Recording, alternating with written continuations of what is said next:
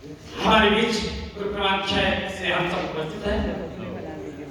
जैसा कि आरटी 2009 प्रारंभिक शिक्षा की बात करता है, सभी को शिक्षा प्राप्त इस विषय में बात करता है। इसी संदर्भ में एनईपी 2020 भी बात करता है कि 3 से 14 वर्ष तक के सभी बच्चों को शिक्षा प्राप्त हो। इसी संदर्भ में हमने परिस्थितियां बस हम लोग देखते हैं कि कुछ बच्चे रोड में, प्लेटफार्म में भिक्षावृत्ति करते हुए पाए जाते हैं। इसी को ध्यान में रखते हुए हमने एक प्लानिंग, एक डेवलपमेंट करने का विचार किया स्टेट चिल्ड्रन के लिए औपचारिक शिक्षा। इस संदर्भ में शिक्षा का अधिकार अधिनियम 2009 के अनुसार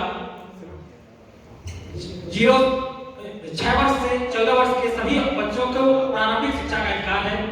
ये हमारा एनसीएफ-एफएस 2022 तथा एनईपी 2020 की अनुशंसा के अनुसार 0 से 6 वर्ष की आयु के बच्चों को इस स्थिति में दर्ज होना चाहिए। संयुक्त राष्ट्र का एक एजेंडा है जिसके तहत 2030 तक सभी को प्रारंभिक शिक्षा का हक मिले, अधिकार मिले, ये भी एक मुख्य मुद्दा है। साथ ही CSC रिसर्च इंस्टीट्यूट के अनुसार भारत में लगभग 9% बच्चे ऐसे हैं जो शिक्षा से वंचित हैं तथा विकिपीडिया के अनुसार लगभग 18 मिलियन बच्चे प्रारंभिक शिक्षा से वंचित हैं। तो आवश्यकता की बात करते हैं, यदि ये बच्चे शिक्षा को सामाजिक तत्व के रूप में, असामाजिक तत्व के रूप में उभर कर सामने आएंगे और अपराध की ओर प्रवृत्त होंगे। साथ ही नशे की बढ़ती बढ़ने की संभावना होगी। हम लोग देखते भी हैं कि जो प्लेटफार्म में बच्चे रहते हैं विभिन्न प्रकार के नशे करते रहते हैं और साथ ही ये शिक्षा की मुख्य धारा से भी नहीं जुड़ पाते हैं। शिक्षा के द्वारा हम इन्हें मुख्य धारा से जोड़ने का काम करेंगे। ठीक है, आगे की मैं मैडम का धन्यवाद। सभी को सादर अभिवादन। जैसा कि मैं ग्रुप 1 से लेकर अभी तक जितने भी ग्रुप आए हैं, मैंने देखा सभी की योजनाएं जो हैं सहानुभूति और समानुभूति बेस्ड है, अर्थात सिंपैथी और एम्पैथी बेस्ड है, जो कि हमारी new education policy, national education policy NEP 2020 कहती है कि टीचर में या एक नागरिक होने के नाते हमारे अंदर स्वयं में सिंपैथी और एम्पैथी होना चाहिए और साथ ही हमको बच्चों में भी सिंपैथी और एम्पैथी लाने की कोशिश करना है। तो मुझे लग रहा है जितने भी ग्रुप्स ने प्रेजेंटेशन किया सभी ने सिंपैथी और एम्पैथी की बात की। उसी सोच को रखते हुए हमारे ग्रुप ने भी जो हमारा लक्ष्य उद्देश्य निर्धारित किया है उसी पर बात हो रही है। गुणवत्तापूर्ण शिक्षा का जो अधिकार है उन अधिकारों में से एक है जिनसे सड़क पर रहने वाले बच्चों को वंचित रखा जाता है। इसलिए हमने अपना ये टॉपिक लिया है कि सड़क पर रहने वाले बच्चों को समाज में फिर से शामिल होने में सक्षम बनाने के लिए, क्योंकि शिक्षा सबसे प्रभावी तरीका है। जो हमारे सड़क पर रहने वाले बच्चे हैं उनका जो बचपन है, उनकी मासूमियत, मस्ती सब खो गई है और उनके प्रति हमको सिंपैथी रखना है, एम्पैथी रखना है। उन्हें शारीरिक शोषण का सामना करना पड़ता है, यहाँ तक कि बच्चियों को भी बहुत सारी समस्याएं झेलनी पड़ती है। तो चुनौतियां जो हमारे सामने हैं इस कार्यक्रम के लिए कि चिन्हांकन में कठिनाई, सेकंड पॉइंट है शिक्षा केंद्र तक लाने की समस्या, व्यसनों से दूर रखने की चुनौती, क्योंकि जो हमारे स्ट्रीट चिल्ड्रन ज्यादातर होते हैं कई व्यसनों में लिप्त हो जाते हैं, माइक दूर कर दीजिए, उनको पुनर्वास की समस्या और शिक्षण के लिए स्वयं सेवकों की व्यवस्था, माइक हटा स्वयं सेवकों की व्यवस्था या तो हटा दे, बिना माइक के बोलिए।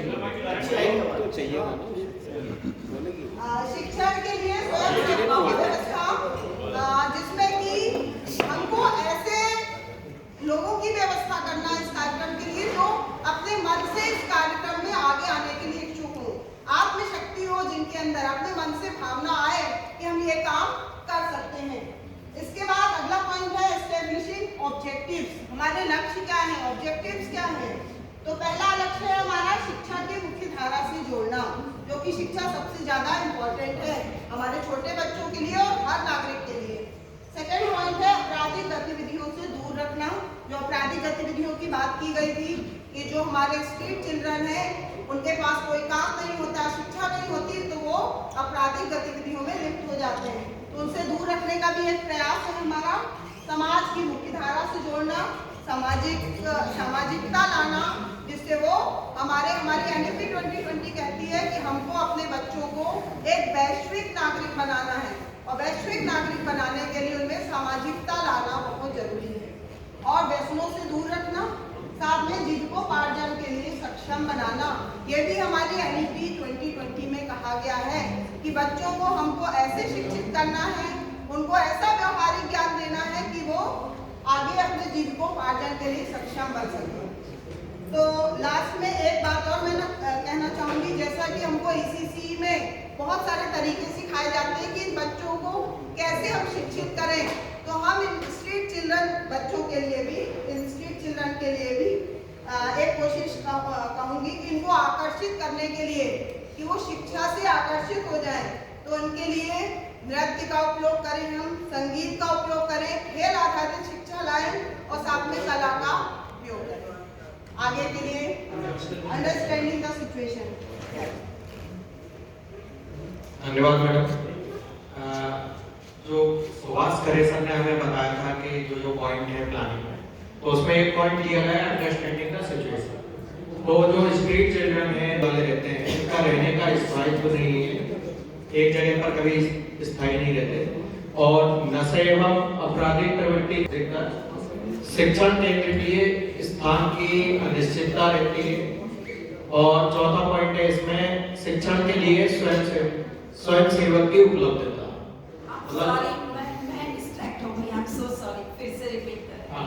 तो जो सिचुएशन मतलब हमारे पास आ रही है उसमें होकर, जिसमें स्ट्रीट चिल्ड्रन के रहने का स्थायित्व नहीं होता है अभी तक, और नशे एवं आपराधिक प्रवृत्ति की ओर बढ़ते हैं ये।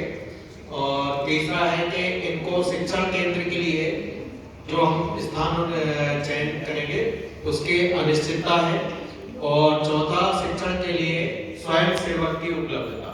ये एक सिचुएशन है हमारी जो चार हमने बताई है। इसके बाद हमने अगला बिंदु कवर किया हमारे प्लान में, इवैल्यूएटिंग एंड सिलेक्टिव अल्टरनेटिव्स। इसमें सबसे पहला स्थान का चयन है। तो स्थान का चयन हम कर सकते हैं, जो सामुदायिक भवन होता है उसका भी उपयोग किया जा सकता है। दूसरा है कोई शासकीय विद्यालय, अशासकीय विद्यालय का रूम्स हम ले सकते हैं। और तीसरा हमने इसमें पॉइंट लिया है कि जो बच्चे अधिकतर रेलवे प्लेटफॉर्म या बस स्टैंड पर आसपास रहते हैं, तो वहीं पर कोई एक सुरक्षित जगह जो है सिलेक्ट कर ली जाए। इसके बाद दूसरा अल्टरनेटिव से हमारा टीचर्स को लेकर है। तो हमारे टीचर्स एक रिटायर्ड टीचर्स हो सकता है जो निःशुल्क शिक्षा दे, और वर्तमान में कार्यरत शिक्षक भी हो सकता है अगर उसको समय वो दे सके, और एक सामाजिक कार्यकर्ता भी हो सकता है। और इसके साथ साथ महाविद्यालय या बीएड डीएड के जो टीचर्स हैं वो भी इसमें, बीएड डीएड के जो छात्र रहते हैं वो इंटर्नशिप के द्वारा भी यहाँ पर आ सकते हैं उसमें टीचर के रूप में। और यदि कोई निःशुल्क इसमें नहीं देता है तो अपने बजट में इसका प्रावधान किया गया है कि उनको कुछ मानदेय इसमें रखा गया है कि वो बजट के अनुसार उसको मानदेय भी दे सके। इसके बाद हमारा अल्टरनेटिव्स में सामग्री की बात आती है। तो जैसे शासन की तरफ से आंगनबाड़ियों को वर्कबुक दी जाती है बच्चों के पढ़ने के लिए, तो उसका उपयोग किया जा सकता है। या डिजिटल सामग्री के रूप में जैसे रॉकेट लर्निंग जैसे एनजीओ है, उनसे हम डिजिटल सामग्री ले सकते हैं बच्चों को गतिविधियां कराने के लिए। दूसरा, इसमें बजट के लिए स्वयंसेवी संस्थाओं, दानदाताओं एवं शासन से आवश्यक वित्त की व्यवस्था करने के लिए रिक्वेस्ट करेंगे। और तीसरा हमारा अल्टरनेटिव है स्थानीय निकाय जैसे नगर पालिका, नगर निगम इत्यादि का सहयोग लेंगे। तो ये हमारे सिलेक्टिव अल्टरनेटिव थे। इसके आगे हमारे पुष्पेंद्र सिंह सर हैं।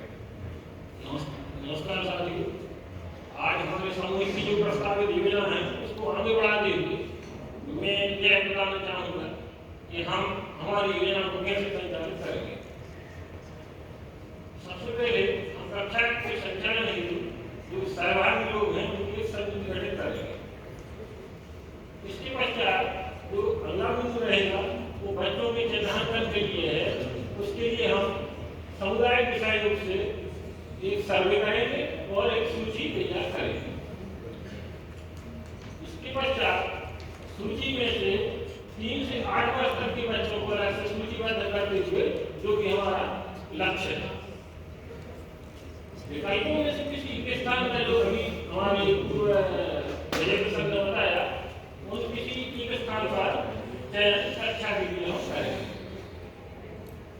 चिन्हित 3 से 8 वर्ष के बच्चों के जन्म पर लागू के लिए उनको सुविधाएं उपलब्ध कराएंगे जिससे कि उनके अंदर तक आ सके। बच्चों की सुविधानुसार और जिस समय पर वो उपलब्ध हो सके उनके लिए टाइम टेबल का निर्माण किया जाए। इस प्रकार से अंतिम चरण में हम जो विकल्प है उनमें से उपयुक्त व्यक्ति का चयन शिक्षक के रूप में करेंगे उन बच्चों को शिक्षित करने के लिए। धन्यवाद।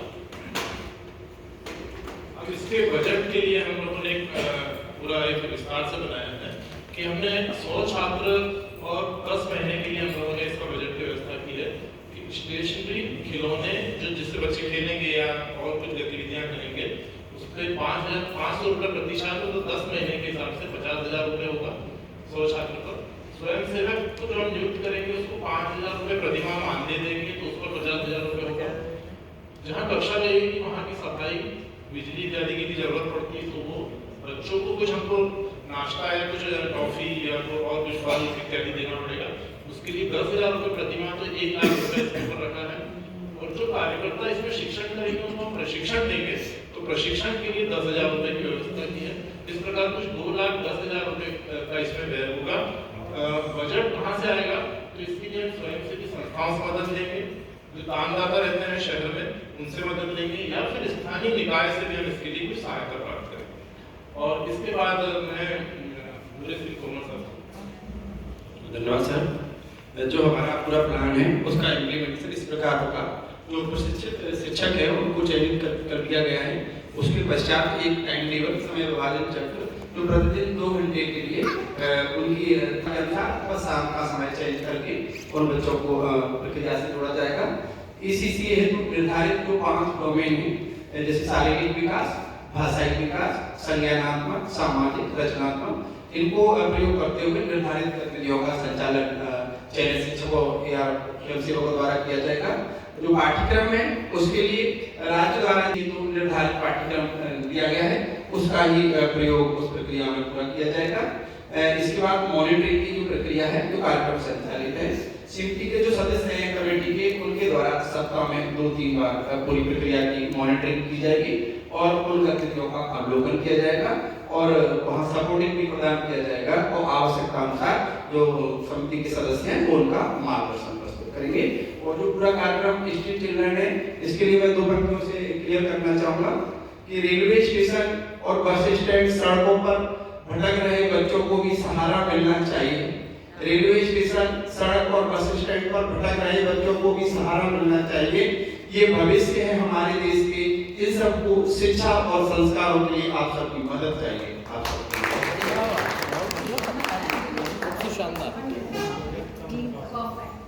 कुछ और 1 मिनट बोलना है आप लोगों को। डन।